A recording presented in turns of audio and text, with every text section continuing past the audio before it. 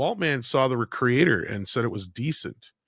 I know at least of 2 or 3 people on this panel have seen it. Real quick, if you guys want to respond. I think Mr. H, Culture, and Andre have seen it, and I think Script Doctor.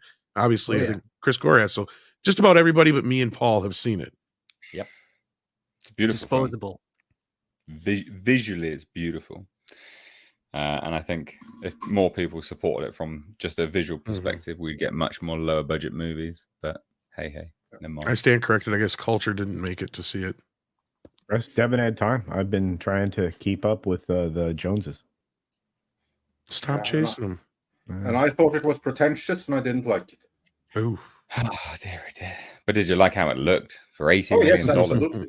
Absolutely. Well, you know what? I would expect absolutely no less. The effects in that movie, I take completely and utterly for granted.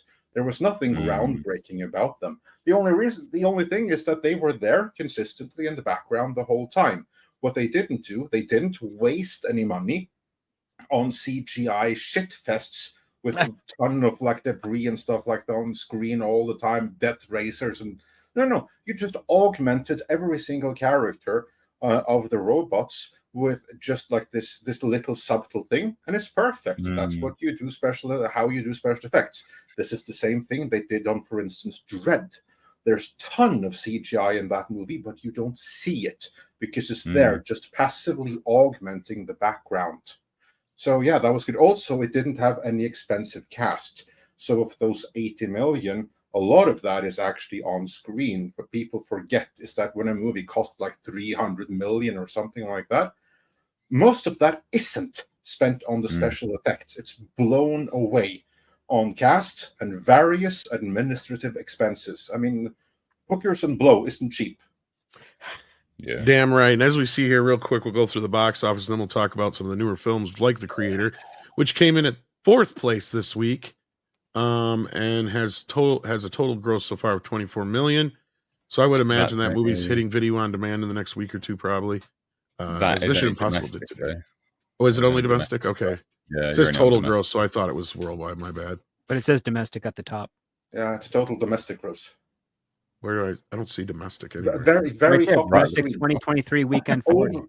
Over October 6 to 8. This is domestic. Oh, okay, gotcha. All right. Yeah. Why don't they have the worldwide? Probably because the numbers aren't in yet. Oh, okay. Box Office Mojo is hard to navigate sometimes. So Exorcist did better than it says here too. It did 45 million worldwide, I think. Yeah. Okay. Yeah. Paw Patrol's hanging in there.